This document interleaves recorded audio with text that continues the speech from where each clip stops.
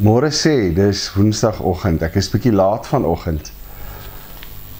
Gister was nie 'n goeie dag nie, en ek het regtig nie die krag gehad om gister hierdie op te neem nie.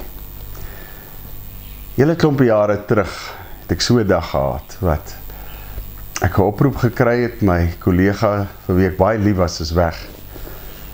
En later die dag het ons hom gekry. Het ons besef, die lewe het vir hom te veel geword. En hy het besluit om self die tyd te kies wat hy vaderhuis toe is. Gister was weer so 'n dag. Iemand vir wie ek baie lief het besluit gister. Die lewe, die las wat hy dra is te veel. En hy het self besluit, dis tyd om vaderhuis toe te gaan. Ja, dit laat my stikkend. Laat 'n mens met soveel vrae. Kon jy nie maar net gebel het nie? Kon ons nie maar net gepraat het nie? Kon ons nie saam 'n plan probeer maak het nie? Twee gedeeltes wat by my regtig bly opkom sedert gister. En kan ek sê, daarby waar hy was, ja, ek weet dit was net die liggaam wat oorbly hier op aarde. As ek oorweldig deur die broosheid, hoe broos die menslike lewe omgelaat het. Psalm 23, selfs al gaan ek deur donker dieptes, sal ek nie bang wees nie, want U is by my, in U hande is ek veilig.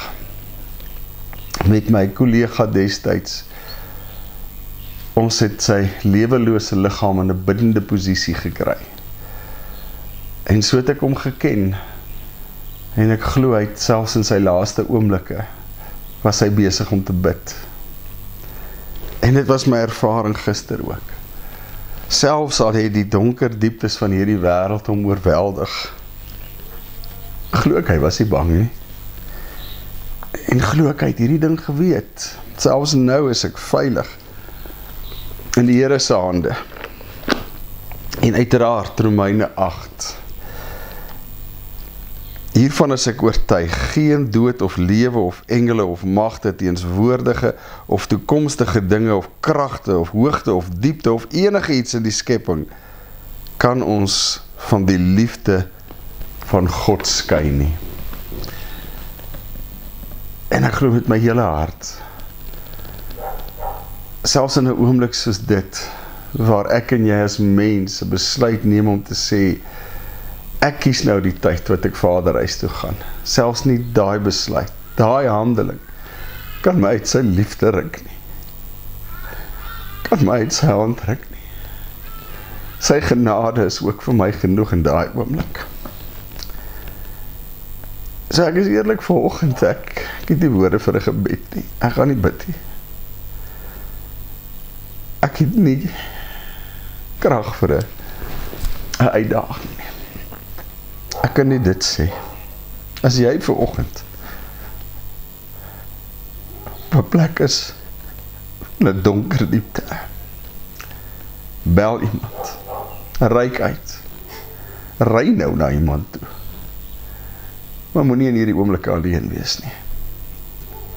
As jy vanoggend weet van iemand wat jy net vermoed op 'n plek van donker diepte is, ry nou, bel nou, stap nou, maar wees daar. Mag dit wat gister gebeur het, jou gespaar bly. Maar mag daar ook iemand vir jou wees, mag jy die deur oopmaak vir iemand, in daai oomblikke, as jy oorweldig word, deur die donker dieptes van hierdie wêreld.